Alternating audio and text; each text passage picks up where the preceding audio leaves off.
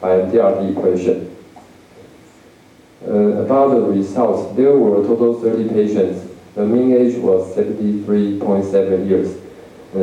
Because there was one patient with 3 tumors, there were a total 32 tumors. And 30 of them were RCC and 2 were angiomyolipomas. The mean size of the tumors was 3.1 centimeter, and there were 7 tumors larger than 4 centimeter. And there were 7 complications, which resulted in a complication rate of 23.3%. And 2 of them were grade 1, which was the mildest, and 4 were grade 2, and only 1 grade 3 complication. And this patient suffered from vascular injury with shouldering lesion and hematoma formation. And the stent deployment was done at our department. And this patient was the initial stage of our experience. And there was no grade 4 or grade 5 complication. And the mean hemoglobin decrease was 0.77 gram per deciliter. The mean preoperative GFR was 57. And 2/3 of our patients had a preoperative GFR of less than 60, which corresponded to stage 3 chronic kidney disease. And the mean postoperative GFR was also 57. And so there was no statistical significance between the pre and the postoperative GFR. And there were 4 patients with solitary kidney due to history of nephrectomy for RCC, and all of them have stable lung function after coagulation. So we think it's good for lung function preservation. About uncontrolled outcome, the technique success rate was 100%. The overall survival rate was 92.9%. And the only 2 mortalities were due to peptic ulcer bleeding and hepatocellular carcinoma. And there were 2 incomplete ablations in 6 months. One of them received repeated cryoablation and achieved successful local control. And this patient had tumor size 4.9 centimeter. And the other incomplete ablation patient had developed bone and lymph node metastasis and received only target therapy. And there were 2 local recurrence after 6 months, and one of them had tumor size 4.1 centimeter. And the local control rate was 90%, and the disease-free survival rate was 82%. About the discussion, our complication rate was a little bit higher than the data in previous meta-analysis, which was 90.9%. But at least most of our complications were mild, and no grade 4 or grade 5 complication. And most common complication was bleeding, but there was no really check complication. And so we think cryoablation is a safe procedure under adequate protection. And this table compares our oncology outcome with the best data in previous studies. We achieved comparable local control rate and the disease-specific survival rate. And our overall survival rate was slightly lower. And this is due to comorbidities and old age, because the only 2 mortalities was not related to cryoablation or RCC. And we can see in the 4 incomplete ablated or recurrent tumors, 2 of them were larger than 4 centimeter, and 2 were at anterior and 2 were at lateral aspect of the kidney. So, which resulted in a lower primary local control rate in these locations.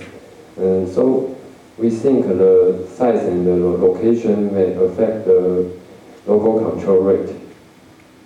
And there were limitations in our studies, and including a relatively small patient number for analyzing risk factor of complication and recurrence, and relatively short follow-up intervals in some cases it lacked pathological proof, and some lab data were not routine checked.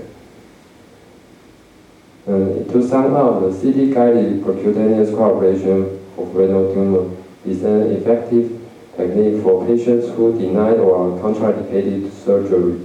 And it is a safe technique under adequate protection, and it is good for renal function preservation. And thank you for your attention.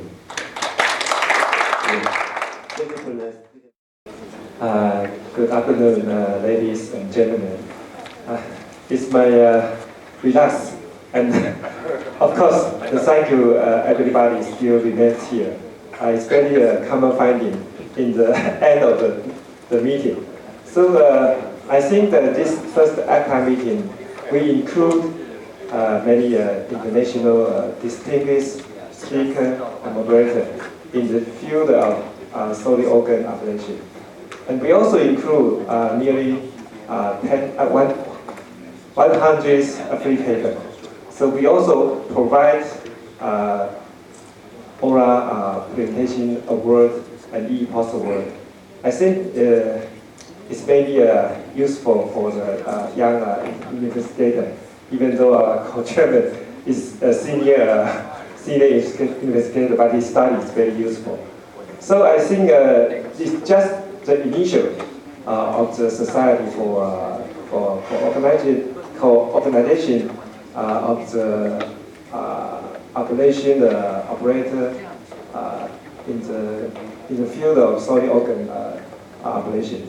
So we hope the most important, we continue to support ACTA or otherwise other name of this meeting. And the most important, we have to continue educating and promotion the junior operator to take care of his patient by continuous novel technique, device, and algorithm. So the last night, our direct board meeting determined the next host chairman, the Professor Masatoshi Tanaka from Japan. So I will pass my responsibility to Professor Tanaka Sensei. So let's welcome next host chairman, Tanaka Sensei, please.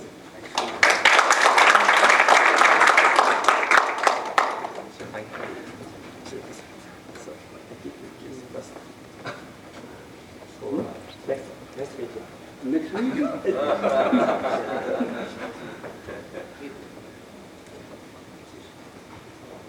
Could you explain what that is?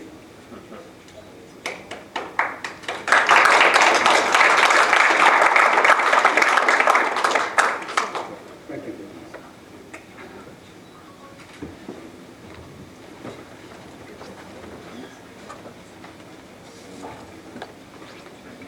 So, thank you, Professor Lee. And it is my honor to organize the next ACTA meeting, ACTA meeting in Japan.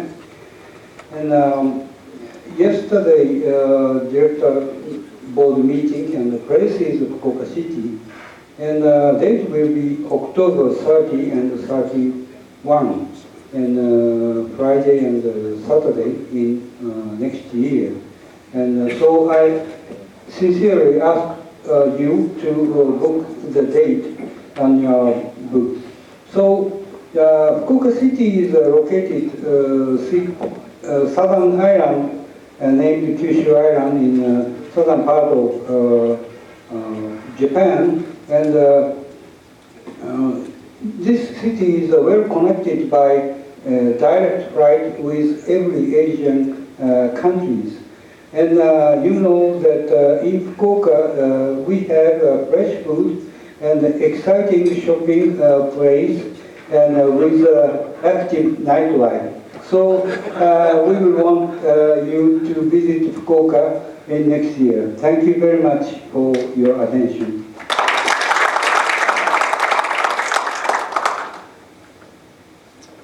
So close.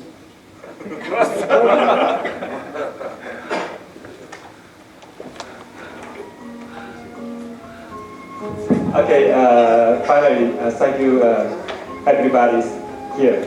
So hope to see you in the next year meeting or in the near coming meeting this year. Thank you.